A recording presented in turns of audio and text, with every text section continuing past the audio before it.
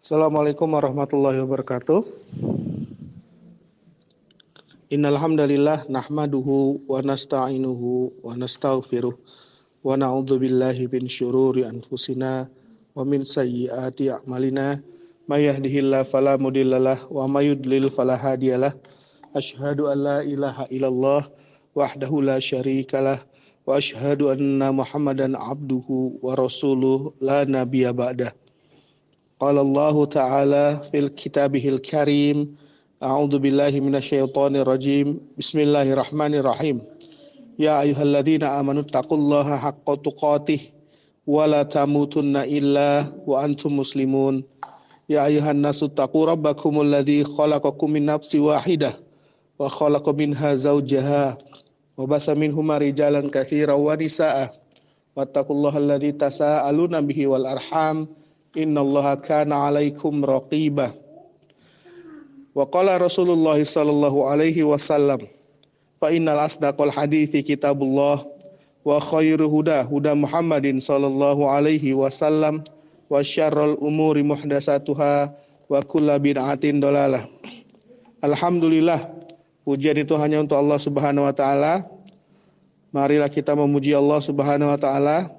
Kita mohon pertolongan kepada Allah Subhanahu wa taala. Dan kita selalu berlindung kepada Allah Subhanahu wa taala dari kejelekan jiwa-jiwa kita dan dari kejahatan perbuatan-perbuatan kita. Kita selalu meminta hidayah kepada Allah Subhanahu wa taala. Mohon petunjuk kepada Allah Subhanahu wa taala agar kita tetap berada di jalannya yang lurus. Karena nikmat yang paling besar yang harus kita syukuri adalah nikmat hidayah.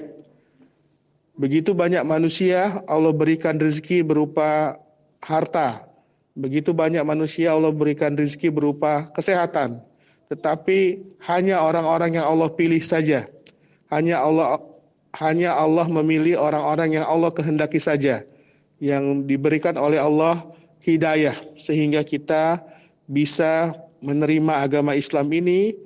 Kemudian kita mengilmui agama ini, yakin, kemudian kita menjalankan agama ini.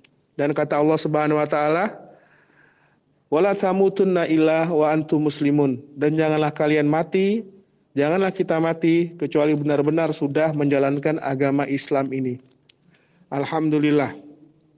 Pada pertemuan kemarin, pertemuan yang pertama, kita sudah mengenal makna syahadat la ilaha illallah ataupun arti dari syahadat la ilaha illallah. Arti dari syahadat la ilaha illallah yang lengkap dan benar adalah la ma'buda bihaqqin illallah. Tidak ada yang berhak disembah dengan benar kecuali Allah. Wa ghairullahi in ubida fabi batil. Dan selain Allah jika disembah maka dia sesat. Jadi inilah makna kalimat la ilaha illallah yang benar dan lengkap. Sehingga kita dengan mengucapkan kalimat la ilaha illallah ini, kita benar-benar meniadakan semua sesembahan selain Allah. Kita tidak mengakui adanya sesembahan selain Allah. Dan kita hanya menetapkan Allah saja yang berhak untuk disembah dengan benar. Karena Allah yang telah menciptakan kita, menciptakan alam semesta, Allah yang telah memberikan kita rezeki, Allah yang mengatur segala kehidupan di alam semesta ini, tidak ada sesuatu pun yang bisa menciptakan selain Allah. Tidak ada yang memberikan kita rezeki selain Allah. Tidak ada yang mengatur kehidupan kita selain Allah. Yang menguasai kehidupan adalah Allah. Nah, jadi dengan kita memahami makna la ilaha illallah ini, jadi benar-benar kita meniadakan semua sesembahan yang disembah selain Allah dan menetapkan hanya Allah saja yang berhak disembah dengan benar. Dalilnya adalah surat Al-Hajj ayat 62 dan Luqman ayat 30. A'udzubillahi minasyaitonirrajim. Bismillahirrahmanirrahim. Dzalika bi annallaha huwal haqq. Dzalika bi annallaha huwal haqq wa anna ma yad'una min dunihil batil wa annallaha huwal aliyyul kabir. Allah Subhanahu wa taala yang maha tinggi dan maha suci, Allah mengatakan Dzalika bi annallaha huwal haq. Demikian itu bahwasanya Allah dialah yang benar itu, wa anna ma yad'una min dunihil batil. Dan adapun apa-apa yang mereka sembah dari selainnya adalah kesesatan. Wa annallaha huwal aliyul kabir. Dan adalah Allah, dia maha tinggi, Allah berada di atas langit, dan Allah maha besar. Kemudian Allah mengatakan dalam surat Muhammad ayat 19, A'udzubillahi minasyaitonirrajim, fa'lam annahu la ilaha illallah. Maka ilmuilah oleh kalian, ketahuilah oleh kalian bahwasanya tidak ada yang berhak untuk disembah dengan benar kecuali Allah. Nah, kalimat la ilaha illallah ini adalah kunci surga. Tidak akan masuk surga seseorang itu kecuali dia seorang muslim, kecuali dia orang yang menyerahkan dirinya kepada Allah Subhanahu wa taala. Nah, jadi kalimat la ilaha illallah ini apabila diucapkan dengan lisan, kemudian ditanamkan di dalam jantung, dalam kolbu, dan dijalankan dengan anggota badan kita, dengan perbuatan kita, maka orang tersebut disebut seorang muslim. Ya, jadi tidak akan masuk surga kecuali orang Islam atau seorang muslim. Ya, Allah mengatakan dalam Al-Quran, A'udzubillahi minasyaitonirrajim, wa may yabtaghi ghairal islam madinan lam tuqbal minhu wa huwa fil akhirati minal khasirin. Dan barang siapa yang mencari jalan selain agama Islam, maka tidak akan diterima baginya, dan di akhirat dia akan menjadi orang yang merugi. Dia akan dimasukkan oleh Allah, orang yang memilih jalan selain agama Islam akan dimasukkan Allah ke dalam neraka nanti di akhirat nanti. Nah, seorang tabi'in yang bernama Wahab ibni Munabbih, seorang tabi'in. Jadi dia ini seorang yang merupakan murid dari sahabat Nabi Muhammad SAW.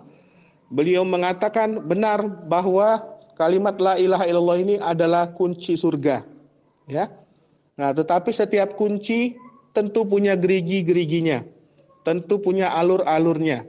Dan apabila kita datang dengan kunci yang sesuai geriginya, alur-alurnya, maka pintu itu akan terbuka untuk kita.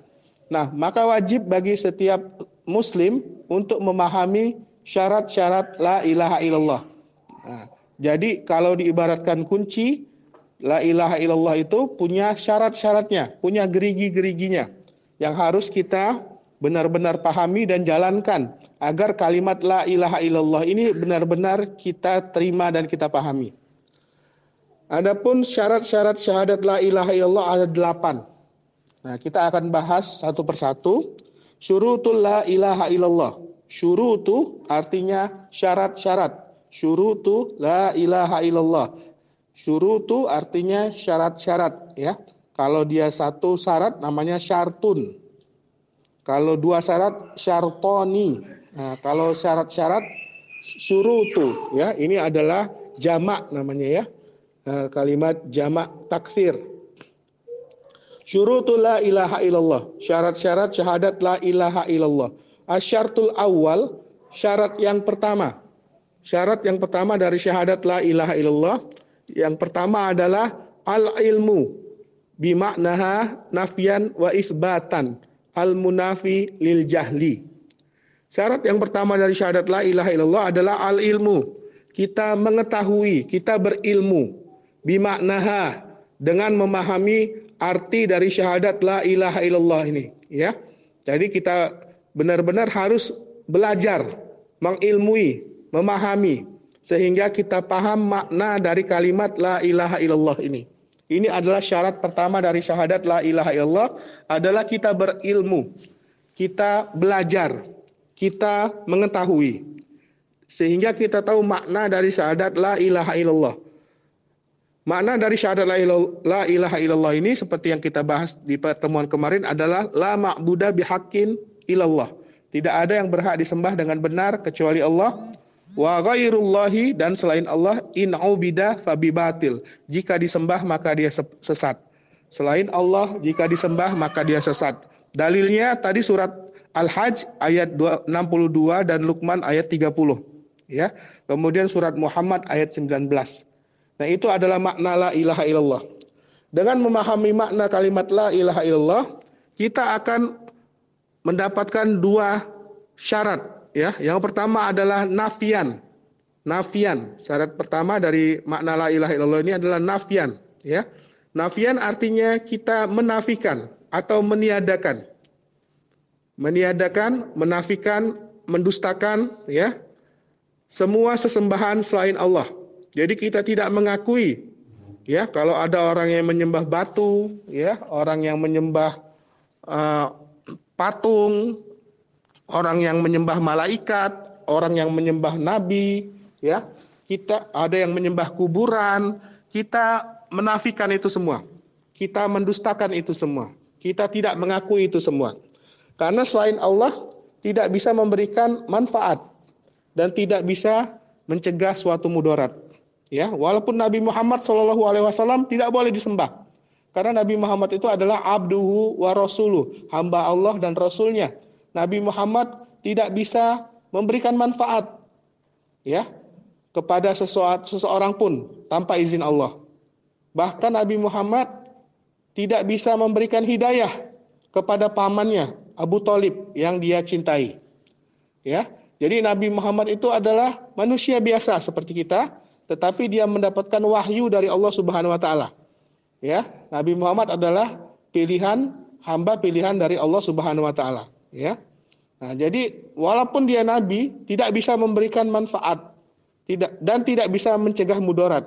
Nabi Muhammad SAW pernah diracun. Ya, Nabi Muhammad pernah makan racun waktu dia menang perang Khaybar. Nah, pada saat perang Khaybar, dia menaklukkan wilayah Yahudi. Ada seorang wanita Yahudi memberikan daging kambing panggang kepada Nabi Muhammad SAW. Nah, Nabi Muhammad karena dia manusia biasa, dia tidak tahu bahwa daging itu ada racunnya. Jadi beliau bersama sahabatnya makan daging tersebut. Nah, tetapi Nabi Muhammad kemudian ditolong oleh Allah. Dia diberikan ilham oleh Allah, Nabi Muhammad, untuk memuntahkan dagingnya karena dagingnya ada racun. Nah, jadi Nabi Muhammad sendiri tidak mampu mencegah suatu mudarat tanpa izin Allah. Ya, jadi hanya Allah saja yang mampu mendatangkan manfaat dan mampu Allah mengangkat atau mencegah suatu mudarat. Nah, jadi walaupun dia seorang nabi tidak boleh disembah. Ya. Nah, jadi kita memahami kata nafian, tadi kita menafikan semua sembahan selain Allah. Karena semua selain Allah itu tidak berhak untuk disembah.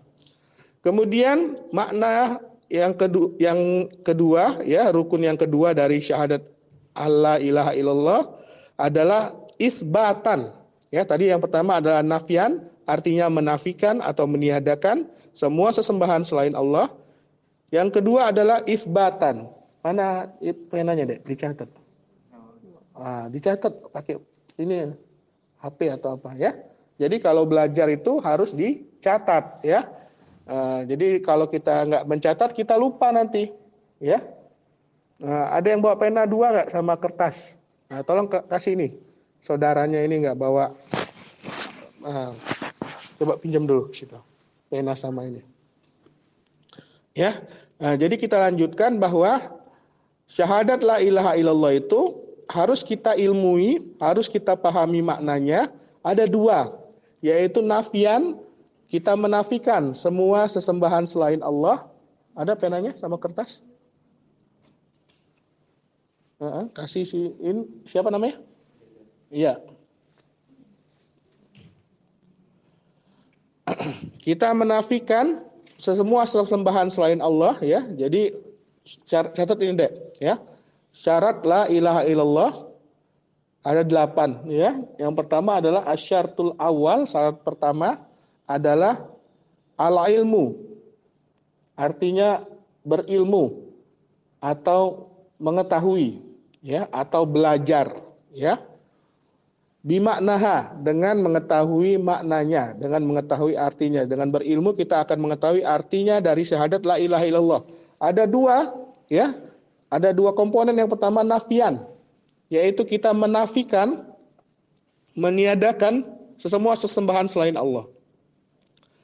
Nah, itu komponen pertama dari makna la ilaha illallah. Kemudian yang kedua adalah isbatan. Itsbatan, ya. Kita menetapkan bahwa hanya Allah saja yang berhak kita ibadahi, kita sembah, kita berharap, kita cinta, ya. Hanya Allah saja yang kita berhak ibadahi, kita sembah, kita cinta, kita takut, ya. Jadi segala bentuk ibadah itu hanya boleh ditujukan kepada Allah saja, ya. Rasa takut kita, rasa cinta kita, ya. Kemudian rasa harap kita itu semua bentuk-bentuk ibadah. Nah, jadi kita menetapkan ibadah, ya, hanya boleh dipersembahkan kepada Allah saja. Ya, hanya Allah saja yang berhak untuk disembah dengan benar. Ya, jadi ada dua komponen dari makna syahadat la ilaha illallah ini, yaitu yang pertama adalah nafian, kita menafikan, meniadakan, mengingkari semua sesembahan selain Allah. Kemudian isbatan, kita menetapkan hanya Allah saja yang berhak kita sembah. Hanya Allah saja yang berhak kita ibadahi. Ya. Nah, apabila seseorang sudah menafikan semua sesembahan selain Allah, kemudian dia menetapkan hanya Allah saja yang berhak untuk disembah dengan benar, kemudian dia memasukkan keyakinan ini ke dalam jantungnya dan dia amalkan dengan perbuatannya, maka dia adalah seorang muslim. Artinya dia sudah masuk Islam, ya. Nah, dengan demikian apabila kita sudah memahami makna la ilaha illallah, al-munafi lil jahli, kita akan terhindar dari kebodohan, ya. Jadi lawan kata dari ilmu adalah kebodohan, ya. Al-ilmu itu artinya ilmu, ya, pengetahuan. Kemudian lawan dari kata ilmu adalah al-jahl. Jahil, ya, adalah kebodohan. Nah, dengan kita belajar, dengan kita memahami, ya, dengan kita mengilmui, kita akan terhindar dari kebodohan. Nah, itulah tujuan kita belajar, adalah untuk mengangkat kita dari kebodohan. Ya, kita ini bodoh. Waktu kita masih kecil, kita nggak bisa apa-apa. Ya, maka namanya dalam bahasa Arab itu sobi, anak bayi. Ya, sobi itu sama seperti ini, kata orang Arab itu, kalau sobi itu artinya bodoh, anak bayi. Bayi itu belum tahu apa-apa, ya, belum bisa berbicara, belum bisa berusaha, ya. Nah, dia harus banyak belajar. Nah, jadi kita ini akan selamanya bodoh kalau kita tidak belajar, ya. Nah, jadi Allah Subhanahu wa taala menjadikan hidayah ini seperti rezeki. Allah berikan kepada siapa yang Allah kehendaki. Hidayah ini adalah rezeki dan kita diwajibkan untuk mencari hidayah ini. Tidak akan seseorang itu menerima hidayah kalau dia tidak mencarinya. Ya. Jadi tidak akan kita memahami agama kalau tidak belajar, ya. Nabi Muhammad saja belajar. Setiap malam datang wahyu, setiap pagi atau setiap petang datang Malakul Jibril. Ya.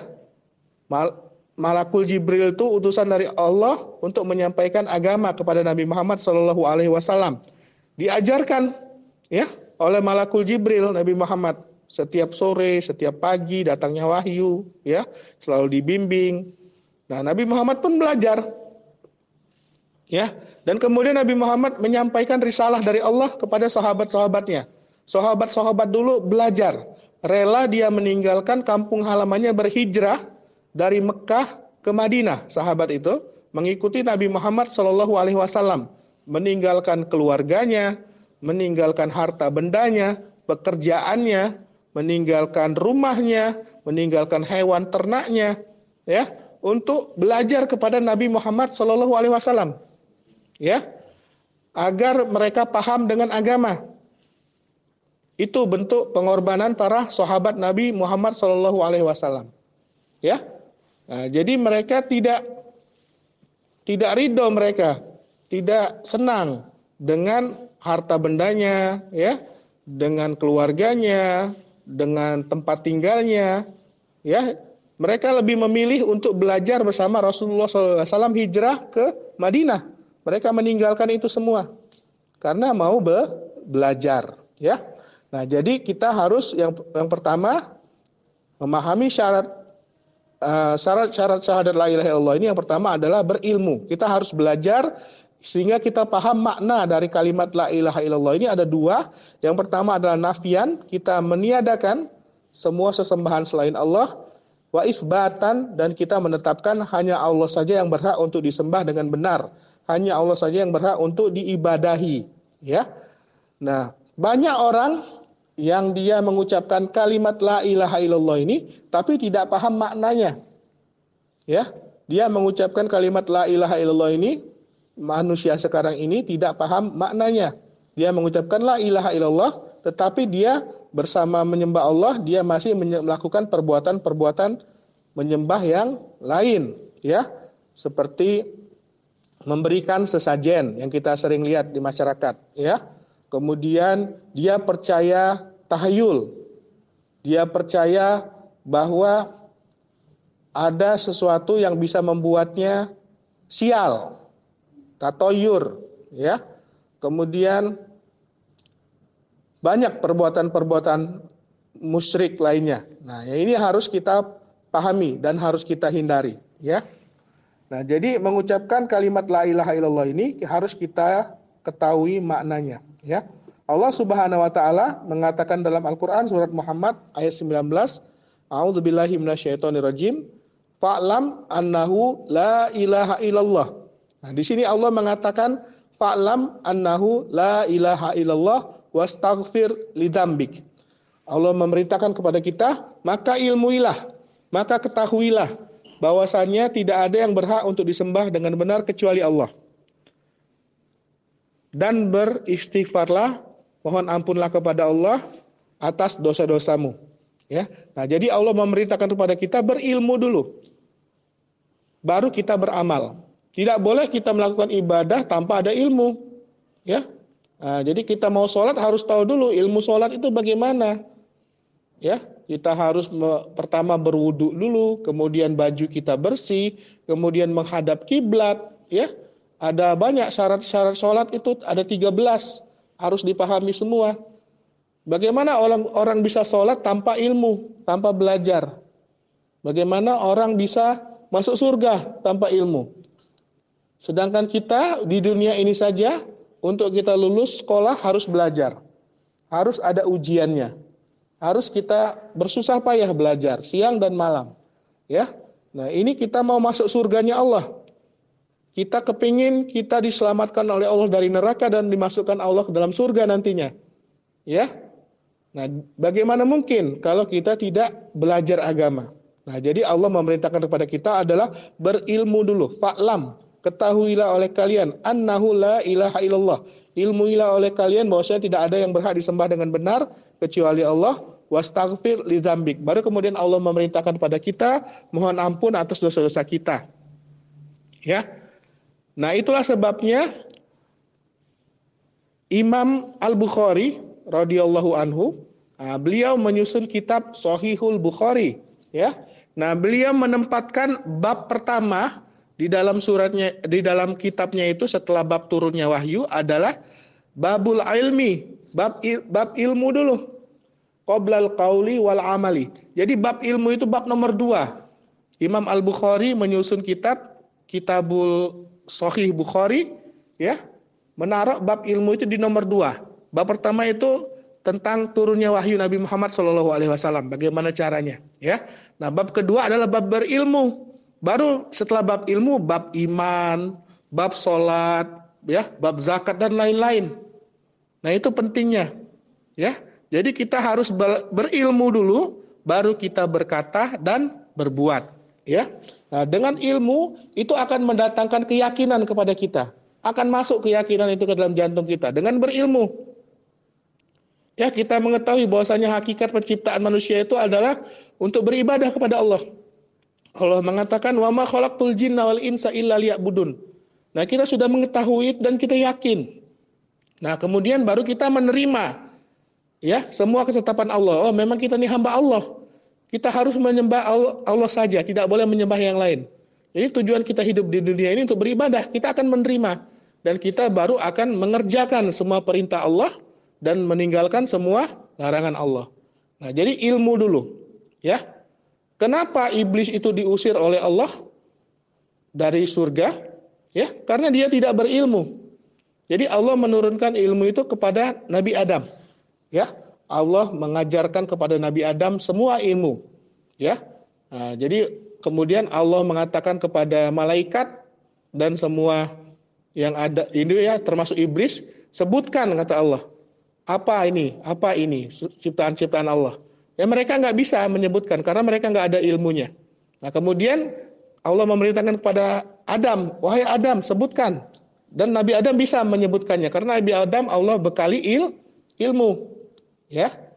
Nah iblis karena Allah tidak berikan dia ilmu, ya. Nah kemudian dia juga sombong, ya. Dia takabur, dia menolak kebenaran, ya. Kemudian dia merendahkan orang yang berilmu, merendahkan Nabi Adam, dia tidak mau mengikuti perintah Allah. Ya, sehingga dia termasuk orang-orang yang kafir, ya. Iblis itu dilaknat oleh Allah, nanti dia akan dimasukkan neraka oleh Allah, ya. Nah, itu karena dia tidak berilmu. Nah, jadi ilmu ini adalah penting sehingga kita sebelum kita mendapatkan ilmu-ilmu yang lain, ilmu tauhid ini dulu yang pertama yang harus kita pelajari. Ini tingkat dasar, tingkat SD kalau kita sekolah ilmu ini, ya. Nah, jadi ini yang harus kita pahami dan harus kita belajar, ya. Nah, kemudian Rasulullah SAW dalam sabdanya, ya, dalam perkataannya yang diriwayatkan oleh sahabat Utsman ibni Affan. An Utsman ibni Affan radhiyallahu anhu, sahabat Utsman dia berkata, qala Rasulullah sallallahu alaihi wasallam, berkata Rasulullah sallallahu alaihi wasallam, man mata, siapa yang dia mati, wa huwa ya'lamu, dan dia mengilmui, dan dia mengetahui, dia punya pengetahuan, dia berilmu, annahu la ilaha illallah, bahwasanya tidak ada yang berhak disembah dengan benar kecuali Allah, dakhalal jannah, maka dia akan masuk surga. Rawahu Muslim, hadis riwayat Muslim, ya. Jadi Rasulullah Shallallahu alaihi wasallam mengatakan, man mata wa huwa ya'lamu annahu la ilaha illallah dakhalal jannah. Barang siapa yang dia mati dan dia mengilmui dan dia mengetahui bahwasanya tidak ada yang berhak disembah dengan benar kecuali Allah, maka dia masuk surga. Nah, ini syarat masuk surga. Kita berilmu. Ya, kita mengetahui bahwasanya tidak ada yang berhak disembah dengan benar kecuali Allah. Ya, jadi orang-orang yang dia bodoh, ya, dia tidak tahu bahwa yang berhak disembah dengan benar itu hanya Allah saja. Maka mereka melakukan perbuatan dosa yang paling besar, yaitu perbuatan syirik atau musyrik. Orang pelakunya disebut dengan musyrik. Ya, dia tidak tahu bahwasanya Allah Subhanahu wa taala sangat membenci perbuatan itu. Ya. Jadi ada orang yang dengan ringan dia memberikan sesajen, ya. Nah, jadi ada dikisahkan oleh Rasulullah SAW di dalam ini diriwayatkan Imam Nawawi, ya, di dalam kitab Riyadhus Shalihin.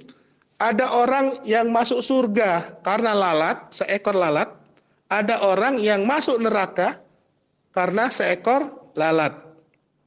Nah, karena apa? Ya, jadi dulu pada zaman Bani Israel, ya, ada sebuah kampung yang dimana itu dikuasai atau ditinggali oleh orang-orang musyrik yang mereka menyembah berhala, ya, dan setiap orang yang lewat mereka cegat, mereka memaksa orang tersebut untuk menyembah berhala tersebut atau memberikan kurban, ya, kepada berhala tersebut. Nah, datang seorang Muslim, ya, orang beriman, golongan dari Bani Israel, ya. Nah, mereka lewat itu. Nah, orang yang pertama dicegat oleh orang kampung tersebut yang menyembah berhala. Mereka mengatakan, kamu tidak boleh lewat kecuali kamu memberikan korban kepada berhala ini. Ya. Nah, orang yang pertama dia tahu, dia berilmu, ya. Dia memahami dengan benar kalimat syahadat la ilaha illallah. Enggak mau dia memberikan sesembahan, memberikan korban kepada berhala tersebut, ya, sehingga dia mati, ya, dia dipenggal kepalanya, dibunuh dia oleh orang-orang musyrik, maka dia Allah masukkan ke dalam surga, ya. Nah, orang yang kedua, dia ini orang Islam juga, ya, dia bersyahadat juga, tetapi dia tidak berilmu, ya. Nah, dia dipaksa yang kedua ini, ya, kurbankan dulu, persembahkan dulu kepada berhala ini baru kamu bisa lewat, kata orang musyrik tersebut, ya. Nah, dia mengatakan, saya tidak mau, katanya. Saya tidak punya apa-apa untuk dipersembahkan. Ya, kata orang musyrik itu, persembahkanlah apapun, walaupun seekor lalat. Nah, maka orang yang kedua ini karena dia bodoh, dia tidak berilmu, ya dia tangkap seekor lalat, kemudian dia persembahkan kepada berhala. Itu adalah bentuk ibadah. Berkurban itu adalah bentuk ibadah, ya. Dan ibadah itu hanya boleh ditujukan kepada Allah. Kemudian dia mati, belum sempat bertaubat orang yang berkorban tadi, yang berkorban seekor lalat kepada berhala tadi. Maka dia masuk neraka selama-lamanya. Ya. Nah, jadi itu pentingnya berilmu. Jadi kita benar-benar memahami, benar-benar kita mengetahui syarat-syarat syahadat la ilaha illallah, kemudian kita mengetahui maknanya, ya, dan kita akan menerima kalimat tersebut dan kita akan menjalankannya dengan keyakinan, ya, dan dengan perbuatan kita. Nah, jadi Rasulullah Shallallahu Alaihi Wasallam mengatakan, man mata wa huwa ya'lamu annahu la ilaha illallah dakhalal jannah. Barang siapa yang dia mati dan dia mengetahui bahwasanya tidak ada yang berhak disembah dengan benar kecuali Allah, maka dia akan masuk surga. Rawahu Muslim. Hadis riwayat Muslim. Nah, itu adalah syarat pertama dari syahadat la ilaha illallah, ya. Nah, kalau minggu kemarin kita sudah ketahui bahwasanya makna la ilaha illallah itu adalah la ma'buda bihaqqin illallah, tidak ada yang berhak disembah dengan benar kecuali Allah, wa ghairullahi in ubida fabibatil, dan selain Allah jika disembah maka dia sesat, ya. Nah, kemudian kita akan memahami syarat-syarat syahadat la ilaha illallah ini. Ya, ada 8. Syarat pertama adalah al-ilmu. Kita benar-benar memahami, mengilmui, ya, mengetahui bimaknaha, dengan makna dari syahadat la ilaha illallah ini. Ya, ada 2 maknanya. Nafian, kita menafikan, meniadakan, mengkafiri kita semua sesembahan selain Allah. Wa isbatan, dan kita menetapkan hanya Allah saja yang berhak untuk disembah dengan benar. Dengan al-munafi lil jahli. Dengan demikian kita akan terhindar dari perbuatan bodoh, ya, dari kebodohan. Nah, kebodohan yang paling bodoh itu adalah menyembah yang tidak berhak disembah, mencintai yang tidak berhak dicintai, ya, takut kepada yang tidak pantas ditakuti. Nah, itu yang harus kita pahami, ya. Nah, karena Allah memerintahkan kepada kita berilmu dulu kita sebelum kita beramal dan berkata, ya. Nah, sebelum kita berbicara, sebelum kita berkata, kita harus tahu ilmunya, ya. Nah, kata Rasulullah SAW, man amana billahi wal bil yaumil akhir falyakul khairan aw liyasmut. Berkata Rasulullah SAW, barang siapa beriman kepada Allah dan hari akhirat, maka hendaklah dia berkata baik atau diam, ya. Nah, karena kita mengilmui, kita beriman kepada Allah, kita ini diperintahkan oleh Allah beribadah, kemudian kita yakin ada akhirat. Nanti kita akan dibalas setiap perbuatan kita. Ya, perbuatan baik sekecil atom akan dibalas, perbuatan jahat sebesar atom akan dibalas. Maka kita memikir, kalau mau bicara itu kita pikirkan dulu. Kita bicara yang baik-baik atau tidak, atau perbicaraan kita ini akan dicatat sebagai dosa atau tidak. Ya, karena kita tahu ilmunya. Kita yakin. Ya.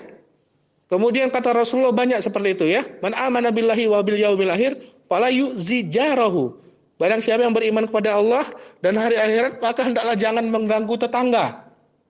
Perintah dari Allah disampaikan oleh Rasulullah SAW yang harus kita ikuti dan kita patuhi. Ya, jangan kita mengganggu tetangga. Ya. Kemudian kata Rasulullah, man amana billahi wa bil yaumil akhir, ya, falyukrim doifahu. Barang siapa yang beriman kepada Allah dan hari akhirat, maka hendaklah dia memuliakan tamu. Ya. Nah, ini adalah perintah Allah. Kalau orang yang berilmu, dia tahu perintah Allah itu harus benar-benar dia patuhi, harus dia jalankan. Apa yang datang dari Rasul dia ambil, apa yang Rasul larang dia tinggalkan. Ya, karena dia berilmu. Banyak sekali ilmu di dunia ini, adik-adik semua. Ya, nggak mungkin kita menguasai semua ilmu, tetapi ilmu agama ini wajib, fardu ain bagi kita untuk belajar ilmu agama. Ya, karena Rasulullah mengatakan, ya, thalabul ilmi faridatun ala kulli muslim. Belajar ilmu agama ini wajib untuk setiap muslim. Ya, kalau belajar ilmu kedokteran itu nggak wajib. bukan fardu ain, fardu kifayah. Ya, cuma diwajibkan untuk segolongan orang saja. Jadi satu umat Islam ini kalau nggak ada yang belajar ilmu kedokteran ya nanti berdosa semua orang. Ya, semuanya. Tapi kalau ada 1-2 orang yang sudah belajar ilmu kedokteran, itu sudah mencukupi. Ya, itu namanya fardu kifayah. Harus ada segolongan orang untuk memahami ilmu kedokteran, memahami ilmu ekonomi, memahami ilmu politik, memahami ilmu pertanian. Bukan semua orang harus jadi petani, bukan semua orang harus jadi dokter. Nah, tetapi untuk menjadi seorang muslim, setiap orang wajib belajar agama. Ya, thalabul ilmi faridatun ala kulli muslim. Belajar ilmu agama itu wajib bagi setiap umat Islam, ya. Nah, mungkin hanya ini saja pelajaran kita pada pagi hari ini. Mungkin ada pertanyaan dari adik-adik, silakan. Yang mau bertanya? Silakan. Siapa namanya? Faridi, silakan Faridi. Jadi saya tertarik sama kisah yang diceritakan tadi terkait orang yang didekat untuk menyembah berhala. Kalau misalnya kita bawa situasi sekarang, apakah diperkenankan juga? Misalnya kita melakukan hal tersebut, namun dengan tujuan misalnya untuk bisa menyelamatkan diri dulu, karena kita mengingat masih ada keluarga yang masih tanggung jawab yang masih kita selesaikan di dunia. Ya. Dan setelahnya kita lakukan perbuatan kesuhan untuk membalas kejadian yang kita lakukan. Ya.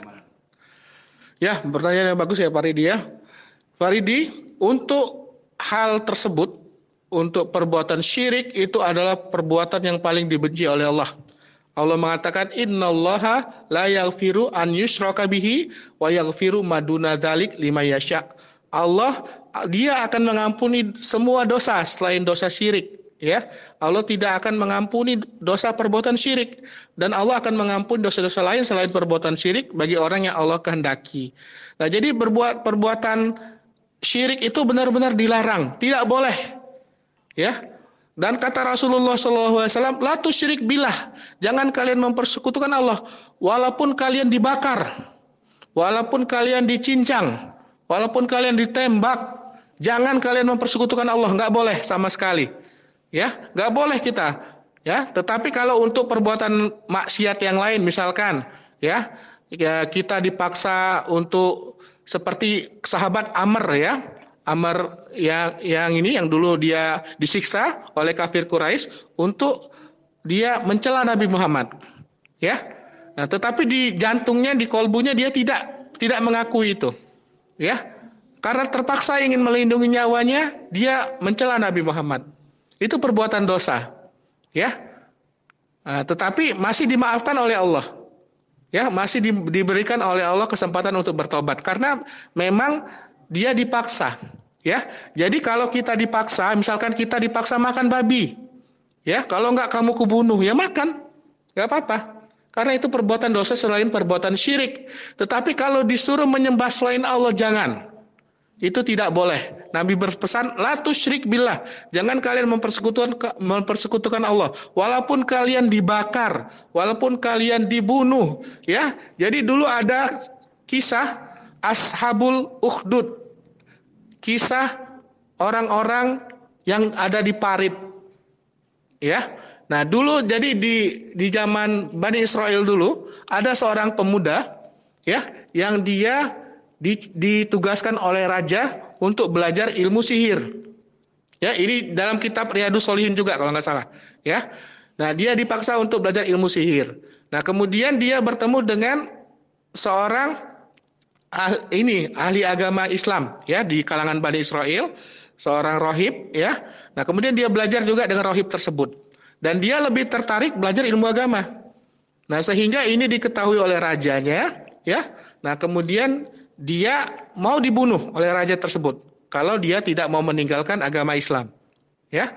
Maka dia ini dicoba dibunuh oleh raja itu. Raja memerintahkan kepada pasukannya bawa ke laut. Sampai tengah laut, tenggelamkan. Nah, sampai tengah laut, ya, Allah menenggelamkan semua bala tentara raja tersebut, menyelamatkan pemuda tersebut. Balik lagi pemuda itu ke raja, ya. Nah, kemudian kata raja, bawa ke gunung, jatuhkan dari gunung. Karena Allah melindungi pemuda tersebut, maka tentaranya yang jatuh semua. Dia tidak bisa dibunuh oleh raja tersebut, ya. Nah, kata kata pemuda tersebut, kalau kamu mau membunuh saya bisa raja, ya. Kamu kumpulkan semua rakyatmu, kemudian kamu panah saya tepat di dahi dengan mengatakan Bismillahirrabbilghulam, dengan nama Allah Tuhannya pemuda ini. Ya. Nah, maka raja mengumpulkan semua ininya, semua rakyatnya, kemudian dia membunuh pemuda tersebut. Dia mengambil anak panah dan dibidik ke pemuda tersebut dengan mengucapkan Bismillahirrabbilghulam, dengan nama Allah Tuhannya pemuda ini. Maka pemuda tersebut mati, ya. Nah, waktu pemuda itu mati, beriman semua penduduk negeri itu yang di hadapan raja itu rakyatnya, ya. Amanna bi rabbil ghulam, saya beriman, kata ini. Kami beriman, kata penduduk itu, dengan Tuhannya pemuda ini. Jadi beriman semua. Jadi raja itu marah. Dia mau memaksa rakyatnya yang sudah beriman kepada Allah untuk kembali kafir, untuk kembali musyrik. Maka dibuatlah parit. Ya, itu ada dalam Al-Qur'an. Ya, kutilal ashabul ukhdud. Ya, kata Allah, celaka pemilik parit. Ya, yang dia menghidupkan api yang besar, kemudian semua orang itu dipaksa untuk kembali murtad. Kalau enggak murtad, dia dibakar, dilempar ke dalam parit. Nah itu, jadi orang-orang zaman dahulu itu sangat besar cobaannya dibanding kita sekarang. Tukang sisir Fir'aun namanya Masyitoh, ya. Nah, dia beriman kepada Allah tapi dipaksa oleh Fir'aun, enggak mau dia. Akhirnya dia direbus dalam kuali, digoreng. Ya, pertama anaknya dulu, ya, suaminya. Kemudian bayi yang kecil yang ada dalam gendongannya juga dilempar. Nah, tetapi itu tidak menyurutkan dia, malah membuat dia semakin yakin kepada Allah. Ya, jadi kita diuji oleh Allah, ya. Setiap manusia itu ada ujiannya, dan orang-orang zaman dahulu sebelum kita ujiannya lebih berat daripada kita dibanding sekarang. Kita makan enak, ya, tidur nyaman, negara aman, ya. Nah, kita harus benar-benar menjaga kalimat tauhid ini, nggak boleh sedikit pun mempersekutukan Allah. Walaupun kita dibakar, walaupun kita dibunuh, walaupun kita dicincang, ya, ditembak, tetap kita nggak boleh berbuat syirik kepada Allah. Ya, tapi kalau untuk yang lain, dosa-dosa yang kecil yang lain, kalau terpaksa, ya boleh. Ya, misalkan disuruh memakan babi, ya, atau disuruh kita berbohong, ya. Nah, jadi kalau untuk yang itu yang tidak mengancam atau membatalkan syahadat la ilaha illallah, ya kalau kalian berani ya boleh, ya, untuk ditolak. Tetapi kalau kalian diancam, Allah memaafkan, ya. Sesungguhnya Allah, ya, dalam suatu hadis itu Rasulullah mengatakan Allah memaafkan hamba-hambanya dalam keadaan lupa, nisyanan, lupa, ya, kemudian dia merasa diancam atau terpaksa. Nggak, ya, kalau terpaksa ya ini, ya. Tetapi nggak boleh perbuatan syirik. Perbuatan syirik itu harga mati, nggak boleh, ya. Begitu Faridi, ya. Nah, kalau misalkan kalian nih kerja di kepolisian, nggak boleh pakai jenggot di polisi, ya terpaksa. Kalau kalian ngelihat orang tua kalian masih butuh biaya, anak-anak kalian misalkan masih sekolah, ya, kalian belum ada pekerjaan lain, ya, kalau kalian keluar dari polisi itu misalkan kalian jadi pengangguran, ya terpaksa, ya, dicukur jenggotnya, tapi beristighfar. Tapi kalau kalian sudah kuat, kalau nggak boleh pakai jenggot saya berhenti, nah itu kalian akan lebih baik karena kalian meninggalkan sesuatu karena Allah, ya, dan Allah akan mengganti yang lebih baik untuk itu, ya. Mengerti Pak Ridi? Coba diulang lagi gimana?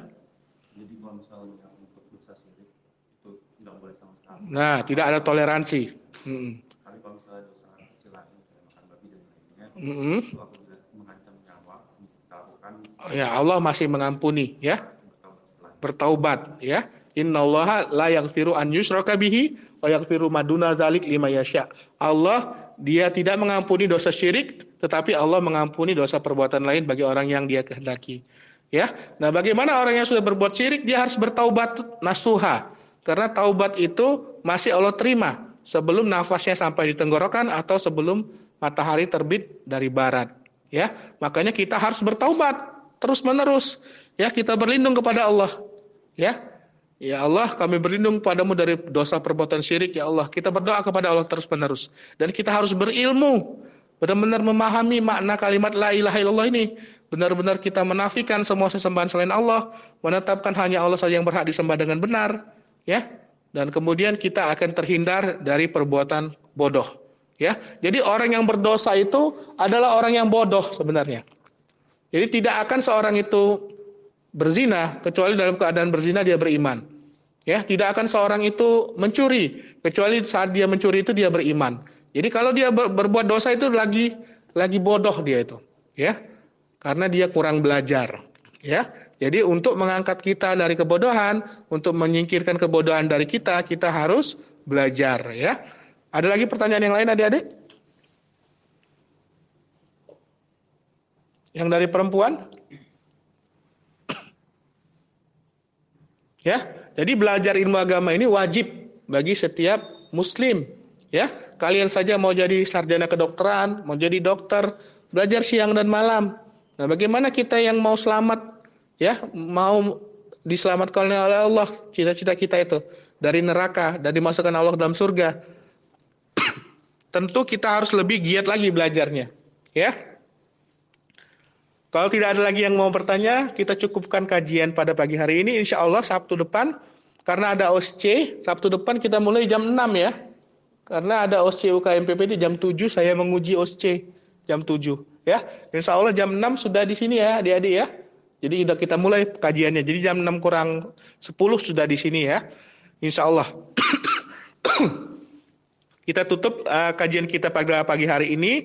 Mudah-mudahan bermanfaat. Kajian ini bisa diulang di grup kita dan bisa juga kalian sebarkan ke teman-teman kalian, ke keluarga kalian. Ya, mudah-mudahan Allah Subhanahu Wa Taala menerima amalan kita. Subhanakallahumma wa bihamdika asyhadu an la ilaha illa anta astaghfiruka wa atubu ilaik. Wassalamualaikum warahmatullahi wabarakatuh.